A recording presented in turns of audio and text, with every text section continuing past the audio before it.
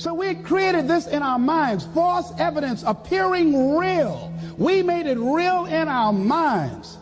That's why Churchill said there's nothing to fear but fear itself. That's the destructive monster. So turn off things that can contribute to your fear. Turn a deaf ear to people that all they can do is talk about how negative things are because they have bought into the consciousness of the world. Start attending workshops, seminars, listening to tapes on a daily basis to begin to recondition your mind, to retrain your thinking. Faith comes by what? Hearing and hearing and hearing. Listen to things that can empower you, that can enable you to create a new reality for yourself, and a new life for yourself. You might appear to be strange around most people. You know, most people think you're strange if you're happy today. People say, how you doing? I said, better than good. Whoa, what's wrong with him? Just go around smiling and watch people. Look at this. This is a weird guy over here. Because most people don't smile. Watch them. Look at their faces in the morning. Here we go, another Monday morning. How you doing? Haven't had my coffee yet. Don't ask me. See, these people have not found their purpose in life. That's why they're grumpy. That's why they're miserable. That's why they're so negative. They're hurting and they want to hurt other people. So start practicing using programs for your mind. Seminars, books, workshops. Keep a journal. Record your thoughts. What's happening with you? Every day when you get up, have a journal near you. I use the Jack Boland journal so that I can write down my ideas. I keep it by my bed so I can write down my thoughts. See, ladies and gentlemen, we get 3 to 4 thoughts a year that if we would act on those thoughts, they could change our life. When you don't have a true appreciation and acceptance for who you are, and you allow yourself to be immobilized by fear, what happens in the process is that you begin to abuse yourself. You begin to sabotage your life, you begin to sabotage your dreams, you begin to unconsciously work against yourself. You become your own worst enemy. So what do you do about that? Well, you begin to realize that your dream and your gifts have so much meaning and so much value for you till your hunger for them will begin to push you past the fear. Your hunger to have them will give you a special drive. As you work on yourself, as you begin to acknowledge your true identity, the true power that you have, the true capacity you have to bring about change, the miracle working power that you have within yourself to do the things that you want to do. When you take them on, I'm reminded of a man who, this gentleman was doing a special study of a special tribe in Africa, headhunters.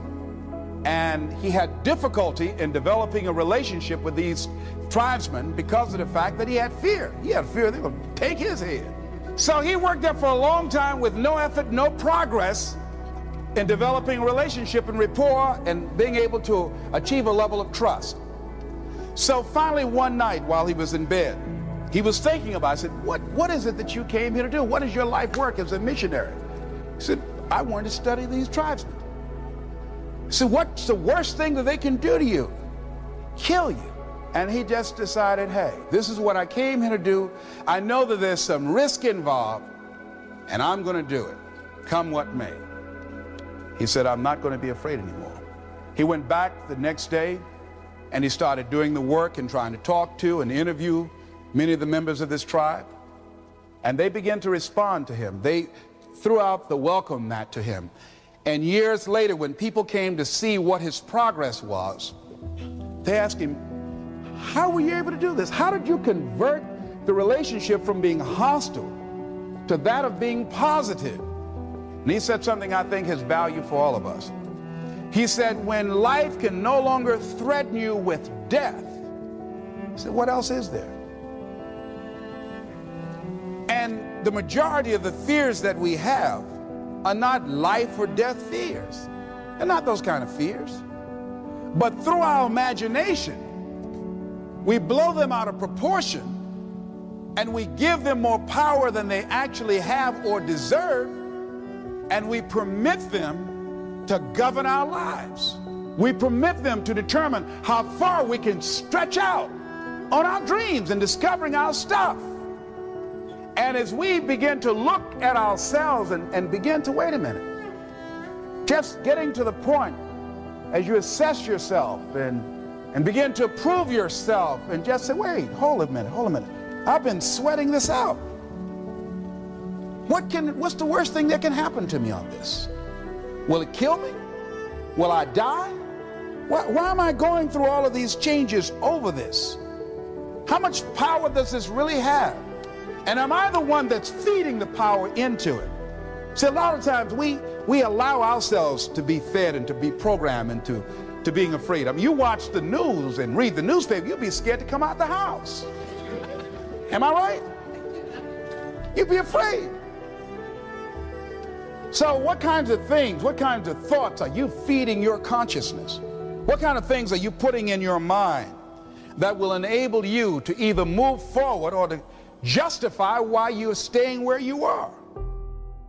I used to be a door-to-door salesman. I had X number of TVs. I had a minimum amount that I knew I had to sell every day in order to provide for my mother, who was ill at the time, who had lost her job at the M&M cafeteria because of arthritis. And I said, I'm going to go door to door, and sometimes I would not come home until 1 o'clock at night, knocking on people's door, people closing. What do you want?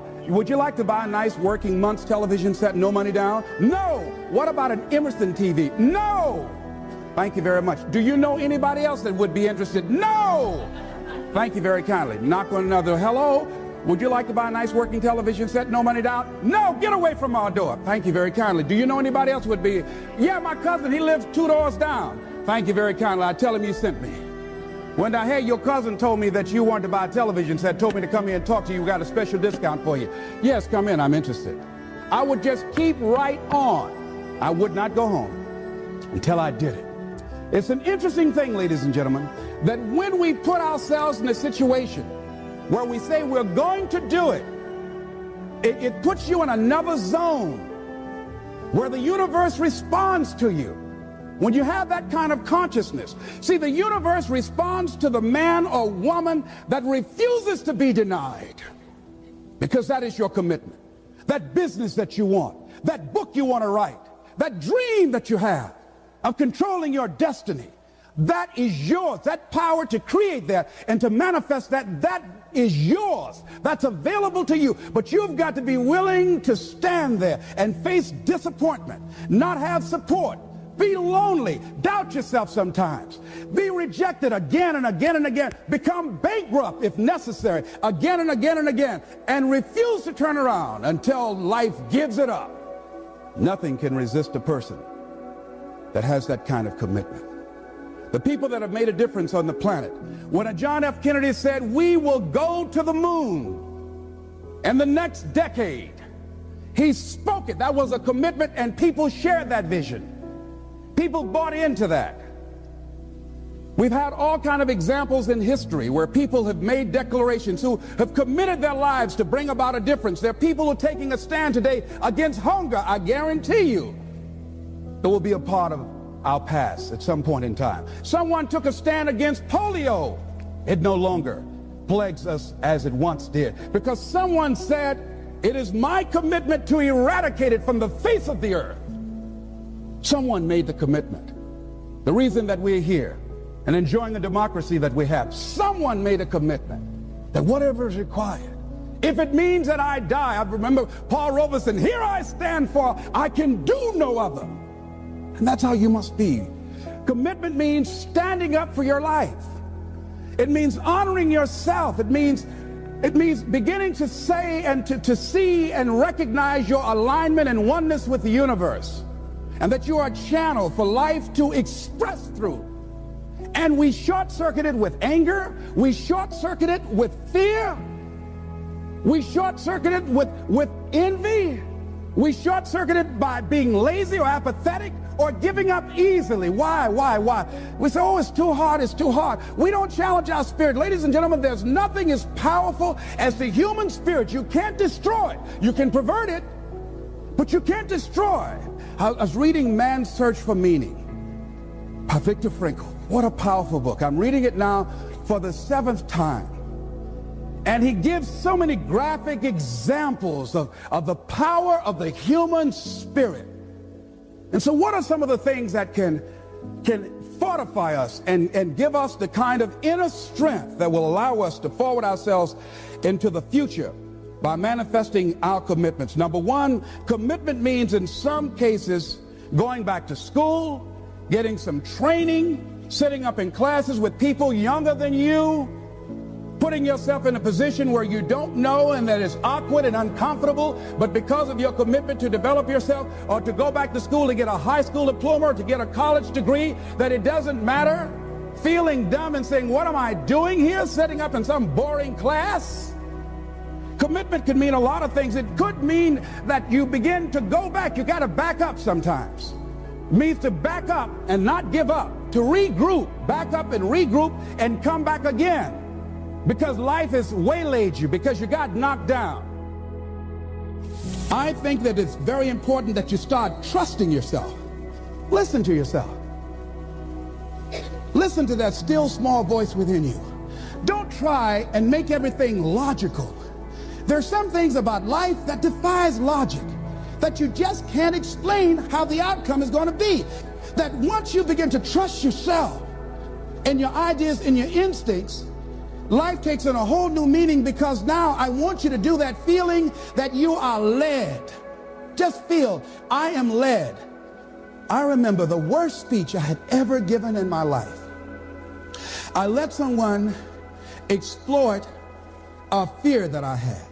For years I had a tremendous inferiority complex because I'm not college educated. And this person knew this. And she said, let me write this speech for you. You're going to speak at Ohio State University. Those people are very educated there, and they're going to know when you make grammatical errors, and they're going to know because of the substance of your speech that you are not literate. I care about you. I don't want you to embarrass yourself. So this person proceeded to write a speech for me. I had a speech in my mind. But this person was stronger than I was negatively, than I was positive about my own thoughts. And I gave my power away. With my permission, I allowed this person to guide me to do something that I really didn't want to do. But I didn't feel enough inner strength and conviction about my skills as a speaker and the message that I had to bring to stick by my guns. And I got up there at the Ohio Union, and I read this straight speech and did not move and did not take my eyes off the page, because I'm not accustomed to reading. And after I finished, some people gave me a standing ovation because I read it extremely well, and I was very tense and I was very nervous. Ladies and gentlemen, don't give your power away. You don't need anybody to approve your dream. It was given to you. If they can't see it, it's because it wasn't given to them. It was given to you. Hold it, nourish it, cultivate it, work on it. It's yours. It's your baby. Work on it until it comes into fruition. I gave away my power, and I said, I'm not going to do that no more. Here's something else for those who make it today. Do what you know is right. Treat people like you want to be treated. Don't try and take any shortcuts. Don't try and cheat. Pay your dues up front. I believe, ladies and gentlemen, what goes around comes around. You can pay now, or you will pay double later. So do the right thing. There might be a tendency sometimes, because of the negative part of our consciousness and our own programming, for us to want to say, well, I'll just do it this time. It won't matter. Won't nobody know. Ladies and gentlemen, everything matters. And you know you're somebody. You know. I'd rather lose out on my dream doing the right thing than to cheat trying to make a shortcut to get to my goal. I want to be able to look myself in the mirror. And that's what you want to do. There's no saying, judge a man not by what he does, but by that he doesn't have to do. And to judge the true quality of a man is what do you do when nobody's looking. See, there's some good out there for you in the universe that has your name on it. And nobody can get your good. It has your name on it. They can't take your stuff. It's your stuff. So when you know that, When you know that whatever you're seeking, it's also seeking you. You don't worry. You don't run scared. You don't think somebody's going to take it from you. You listen to your inner voice and you always take the high road. There will be the tendency, the natural inclination to take the low road. You must resist that. Here's something else I encourage you to do if you want to make it today. Keep your agreements. Keep your agreements that you make and establish a network of people who will also do that. Establish a network of people in your life that you can count on, that will be there for you when you need them, and you be there for them. Here's the other thing as you're working on your dream. A lot of people have been calling me saying, hey, man, I read about you in Ebony. Boy, you're lucky. Ladies and gentlemen, let me tell you something. Here's something else. 3 P's to have in your life. In working on your dream and doing your life work, you must be patient, persistent, and positive no matter what.